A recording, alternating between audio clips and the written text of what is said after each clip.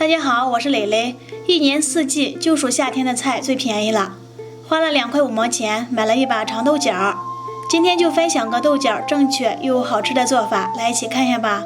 首先我们把豆角这样给它卷起来，放入大盆里，加半勺盐，1勺淀粉，2克小苏打，倒入清水没过豆角。夏天的豆角呢容易招虫子，所以会经常打农药。加盐可以起到杀菌的作用，淀粉的吸附力很强，可以洗掉豆角上面的农药残留和脏东西。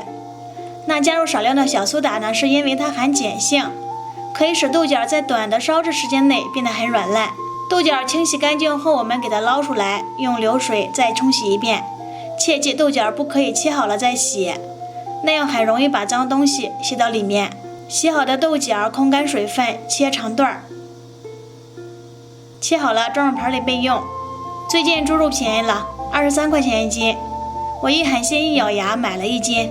朋友们，你们那里多少钱呢？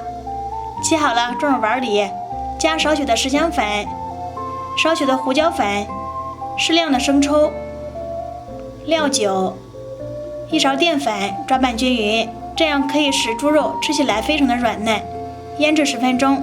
红椒去籽，切成丝，装盘里备用。大蒜切片，装碗里备用。姜切成丝，装碗里备用。热锅冷油，放入腌好的肉，这样肉不容易粘锅。把肉炒的颜色发白，加入葱姜，翻炒1分钟。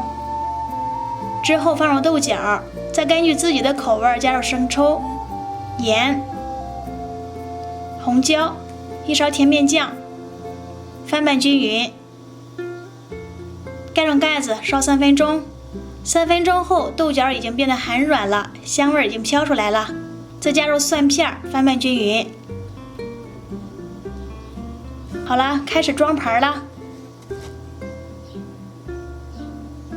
豆角这样做不用焯水，不油炸，原汁原味，完全保留了豆角的营养成分，并且炒豆角的时候一定要炒出汤汁，这样搭配上馒头才好吃。好了，今天的视频就到这里了。感觉这个方法不错，非常实用的话，帮忙转发点个赞，感谢您的观看，我们下期再见。